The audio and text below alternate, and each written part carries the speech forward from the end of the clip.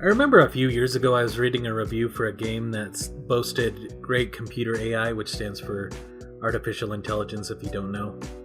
That said, either the AI is not as good as they say, or maybe the AI is so good that it's realized the futility of its own existence. This got kind of a chuckle out of me, but in a way, this actually is a good question. I don't think it's asked a lot. Now, I'm going to preface this by saying we're years off from creating a true AI or an artificially sentient being. But to quote Dr. Ian Malcolm from Jurassic Park, your scientists were so preoccupied with whether or not they could, they didn't stop to think if they should. And that's a question I'm posing in today's episode. Is true AI ethical, specifically if we plan to make them just to serve our own needs? Now, let's say the first AI android, and I'm just going to call them androids, I don't know what the specific robot terms. Basically, the first completely autonomous automaton. But let's say the first android rolls off the assembly line. There will be a ton of fanfare, curiosity, etc. But then, what about the second? And the third? How about the fourth? Are we going to say, good to meet you, here's your new job, we do marketing data, we get $70,000 a year with great benefits, and you have a house next to me, come over and watch the game with the fam on Sunday? I'm thinking more that the second android that rolls off the assembly line is going to be given a job we don't want to do, or one that is too dangerous to do. What's more, I kind of doubt they will even be seen as equals. Even if they somehow are just as capable and intelligent as we are, let's just say they aren't even machines. Let's just say that they're clones of some very capable person. He's a clone of the world's best bomb diffuser, and we have him at every police station in America now. Intrinsically, he has his own identity, but to us, he's just an expendable bomb-diffusing robot that's smarter than the remote control ones that they used to use. Now, you don't have to admit it if you don't want to, but a lot of people will question if there's a soul in a robot or a clone. But I'd just like to point out the absence of a soul has been justification used to mistreat groups of people and sometimes animals since the dawn of time. But I guess we will have to define exactly what is AI and at what point is sentience, and at what point can we create something with its own autonomy. Currently, when we say AI, we're kind of referring to a fuzzy logic of some sort. It's like how autocorrect and spell checkers work. It knows how patterns of phrases and grammar rules, and it tries to figure out how something's supposed to be said. I remember when I was going to college, there was an AI bot on AOL Messenger called Smarter Child, and it would do things similar to what Siri does now. If you ask it about movies, it'll tell you where they're playing near you and give you answers to questions based on the recognition of words, verbs, nouns, and adjectives. Microsoft tried to create an AI called Tay AI, which would make tweets from the internet and construct them into her own tweets, as I understand it. Well, the internet did what the internet does, and Tay AI was taken offline after posting offensive tweets. So we still have a very long way to go before we need to implement the Isaac Asimov 3 laws of robotics just to keep us safe. But that doesn't stop our imaginations from running wild. Since I don't have any insider information, and again, we're still a long way off, I can really only speculate as to ways that technology can be used based on ideas and stories that are already out there. Some people think that the Terminator was the first one to address the concept of creating a machine that was so intelligent that it developed consciousness. But truth be told, it's a sci-fi trope that's been around for decades. But if you really want to take it back, Mary Shelley's Frankenstein was the first novel I know of in which it admonished the scientists of its day for playing God. And even before then, Hebrew folklore told of a giant clay monster called a golem, and it would do whatever action that was written on a scroll and placed into its mouth. But one thing that nearly all depictions of artificial intelligence have prior to the 1980s is that they were either of malevolent intent or usually the tools of whoever programmed it. The first time I actually was introduced to the idea that sentience was actually life, even for non-organic life forms, was a conversation I had when I was on the bus in elementary school. A friend was telling me that they were going to just deactivate the rogue robot Ultron from Marvel's Avengers, but they deemed that it thinks and feels and has human emotions. It would be murder to shut him down. But I've looked everywhere, and every instance of Ultron prior to 1994, which is when I probably heard that, shows Ultron being killed or deactivated in some manner without any remorse whatsoever. There's another thing I think feel like it adds to the discussion, but not really about robots, but rather humans that are essentially perfect. In the movie Gattaca, it's a world where everyone has the option to be born nearly flawless from birth. Those parents who can choose to leave it up to fate and not alter their children are effectively dooming them to a life of mediocrity and relegated to menial labor for the rest of their lives. This brings into question, in a world where iPhones, mind you, which are much powerful than the most powerful computers a decade ago, are discarded in around 2 years. Even when you take the ethics of manufacturing what is essentially slave labor out of the equation, what happens to the androids that aren't the latest model? You instill a life into a being that will only last 2 years? Even if you consider it to be like a car and how fast it depreciates, you maybe could get 15 years out of it. And even if that wasn't a problem, you also have to consider that, like in the Wall-E universe where they do everything for us, aside from the physical problems that would cause, there's emotional and temporal problems that not having any purpose would have on you. Trust me, not having any purpose or having anything to do ever is far more dangerous than you realize. But one of the movies I feel brings this to the fold is the best, is the one that's always coming to the minds of everybody on the topic, which is the wildly popular Animatrix. Just kidding, but it really does have pretty much the same point as the movie that I do want to talk about, which is the OG 1982 Blade Runner. In the Blade Runner, the protagonist Rick Deckard is tasked with hunting rogue replicants. Replicants are feeling, thinking automatons that don't even really know that they're androids in some cases, created by the Tyrell Corporation.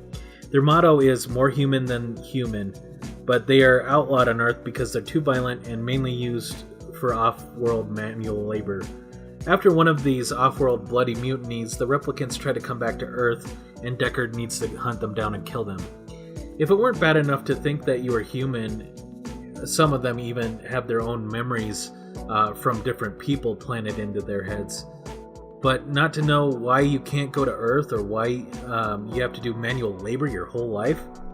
They have a ticking clock and only live 4 years and then they're deactivated. So is it ethical to make beings that think, feel, and love and only live 4 years? Aside from the other point, again, that they really only get to spend those 4 years doing manual labor, but this is actually kind of a merciful fate to those in the HBO's Westworld.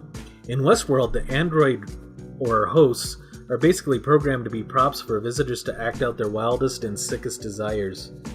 They experience loss, they experience pain, sometimes die, and even worse, day in and day out. But they start to remember these awful things that happened to them, even after their memories are wiped clean. And in some of the older storylines, which are the subroutines that they have installed into them from when they were playing different characters, the human guests of Westworld can select a white hat or a black hat, declaring their intentions to be a hero or a villain. Villains can act out their darkest fantasies in the Wild West, and the heroes can save the good people of the town that they live in. Being shot for a visitor means a sharp pain in the chest, but for a host android, it usually means death for them. And this does come up a lot in android fictions, but yes, there are prostitutes for the visitors to enjoy, because of course they are. It's an HBO show. At the end of the day, the hosts are gathered up, cleaned and fixed, and have their memories wiped. But the host seems to have their memories wiped in the same way that we delete items on our computers. In a quick summary, the items that are there, when you delete something, an item is still there until the computer actually overwrites that space with something else. So it basically removes the item from the registry, which is kind of like ripping the page out of a book.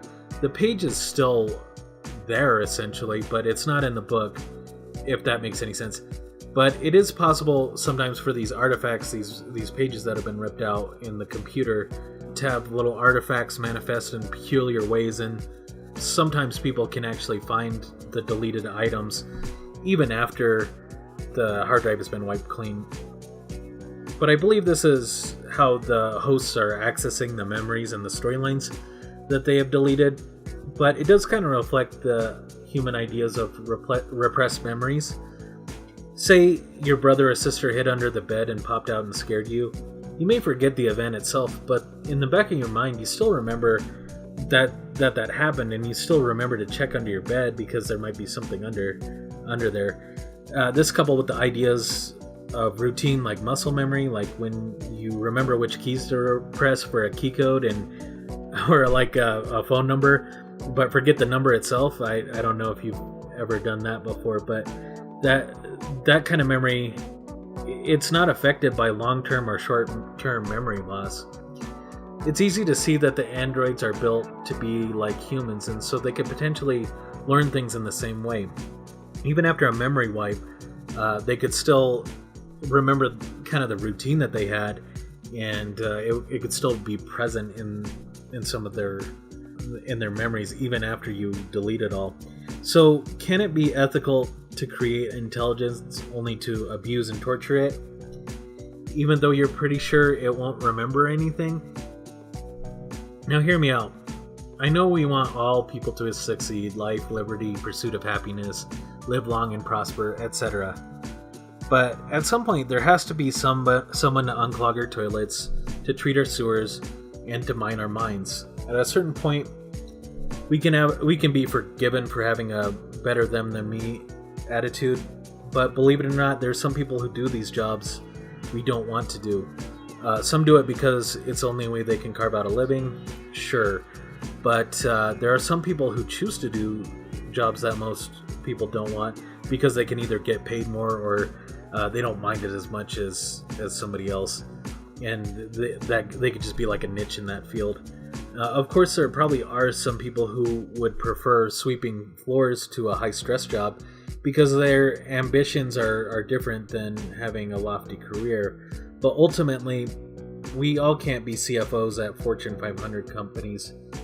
The main difference is that whether we like it or not, we made a decision to work that job. A manufactured machine doesn't really have a choice to serve like what function it wants to serve. So if we give something consciousness just to dash its ambitions by confining it to a certain set of jobs, that seems kind of cruel to me. I think they kind of poke fun at that in Futurama, where they have Bender, who actually has a fully formed personality, and while he secretly desires to become a folk singer, he has the singular purpose of a machine to bend girders at a 90-degree angle. Ultimately, he can pretty much do what any other person can do, but they do poke fun at this occasionally. He's unable to do a task that requires considerably less strength than bending girders, and he's unable to straighten out the girders. It's shown that he actually does have programming, and when the programming is removed, he's only able to say, "I'm Bender, please insert girder." But I think that saying you can have true AI, but programming it to inhibit itself from doing something or force it to do something else definitely isn't foolproof. While it's true that computers are machines and can only do what they're told to do, a thinking, learning AI wouldn't necessarily be confined to these rules, I wouldn't think. Think about it the way that human beings are programmed to procreate and do whatever it takes to survive. But there are people who choose not to have children, and if we could only do what it takes to survive at all costs, skydiving wouldn't be a thing. While instinctively we are drawn to procreate and do whatever it takes to survive as long as we can, we have the logical wherewithal to obey or decline them based on the factors and criteria that we choose. Consider there is a 10-year-old girl living in an isolated and impoverished nation, but she gets enough food to survive and begins to learn the trades she needs for her family and learns to do the things that she'll have to do in the future. Well, some affluent do-gooders come across this 10-year-old girl and take her to an expensive, all expense paid, week-long luxury spa at a 5-star resort hotel. While on the surface, it appears this is a wonderful gesture. The do-gooders have effectively reprogrammed her. They put a desire into her heart that's going to be difficult to fulfill. It's going to be difficult for her to have that lifestyle where she's able to just go to spas all day. Suddenly, going to the well and gathering water, going to the marketplace to buy food, these were how she was programmed to survive in the condition she's in. But the lessons she has learned to survive where she lives will not get her to the goal of the monetary success or pampering or whatever she wants out of this life she was introduced to. Is it that far-fetched that a thinking computer could do the same?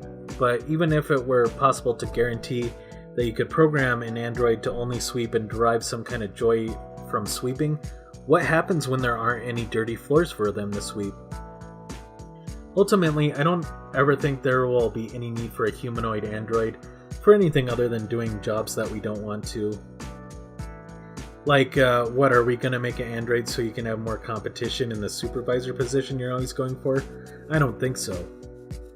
Or, of course, the inevitable punching bag for us to take out our Wild West fantasies on. Oh, but there's one more thing that's captured our imaginations in regard to humanoid robotics, and that's companionship. Yeah, you know, like C-3PO and R2-D2, friends to the end, calculate the odds of survival before we do something stupid. Or, of course, the other kind of companionship. Yeah, so I want to keep these videos family friendly, so I'm not going to go there. But I assume only people would use it for companionship in a purely monogamous, respectful, and biblical sense. And never do something creepy like make a robot of one of your friends or a neighbor. And even if that does happen, I'm sure nobody's going to think that's anything more than flattering and not creepy at all. I'm sure that's how we would react to something like that, but I digress.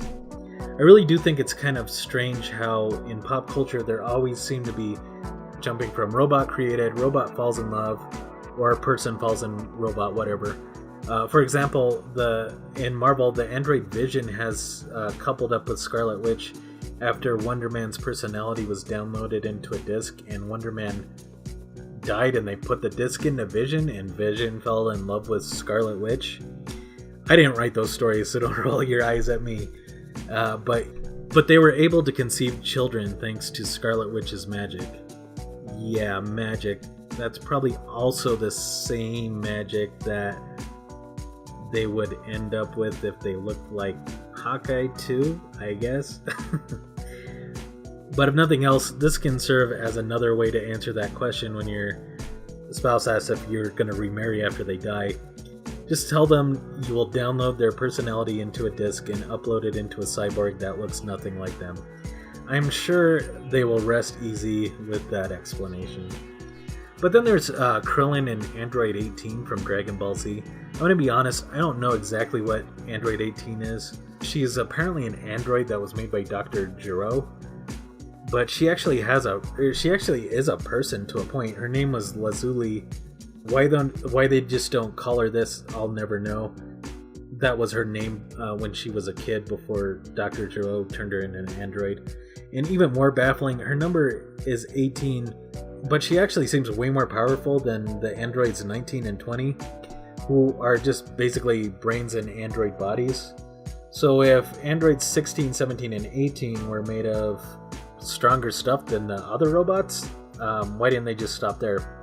I really don't understand a lot about Android 18, but Android 18 was enough human to actually have a child with Krillin named Marin. I forgot exactly how you pronounce it, but she's basically the composite of Krillin and Android 18. The reason why I bring this up is, you notice something strange about Dragon Ball Z and Marvel in their treatment of androids? They even gave them children. Even in Batman Brave and the Bold, they gave Red Tornado a son, Tornado Champion.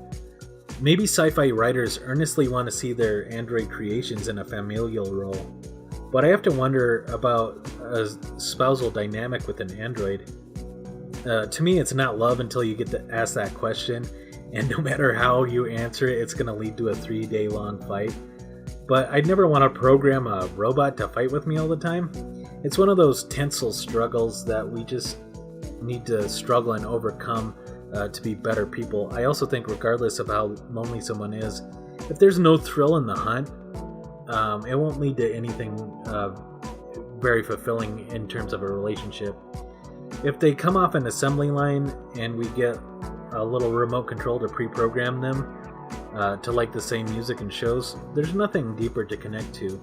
I remember staying up one night and talking to a girl I was dating, and I was going through her purse. Well, I wasn't going through her purse. She was going through her purse. I was there. She talked about all the things she had in there, why she kept it, what she liked about the chapstick that was her favorite, why she has the brand of chapstick she hates in her purse. I don't think people appreciate just listening to other people for the sake of not knowing what they have to say. If you've customized your mate like a custom iPod, you'll never know about these kinds of moments, like you'll never have them. I know that sometimes we wish we could fix our partners with the flip of a switch, but ultimately we never actually want the perfect mate in some way or another. Fights and struggles come and go, but if you get bored, there's no spark, and I feel like that's way harder to bounce back from. So let's say a humanoid android AIs are probably not practical unless you need an interpreter or somebody to play cards with or something. But I don't see any situation where a powerful computer that's capable of thinking would not result in a Skynet situation.